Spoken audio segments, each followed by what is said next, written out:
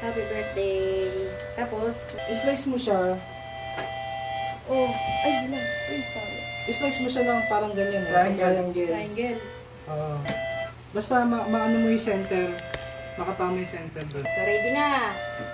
Hiwain ko daw. Oh, hiwa. Yan pa. Yan, tigas ng ilalim eh. Patigas ang ilalim. Yan Oh, talaga baka yan kasi mainit. masarap. May kakaibang ingredients. Sarap.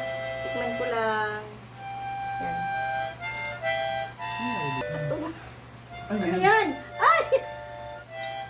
Tika, may nakita ako. Paano kong gagawin to? Lagyan mo Tapos, ayun! Ah! Haba, Abay, para pa dito. Sino kaya magpapaganyan sa akin? Swerte ko na. Kano kaya yan? Wow! Thank you, anak. Thank you, thank you, thank you. Kaya pala ay. Salamat. Bilangin mo nga. Sige, tas mo. Thank you. Mga ano yan, ah? Icing yan. Magkakano yan? Pabalutin ako ng icing. Thank you mga anak ko. Mabait yung anak ko. Love you, anak. Eh, ba't ka naiyak? Ba? Tinayak na eh.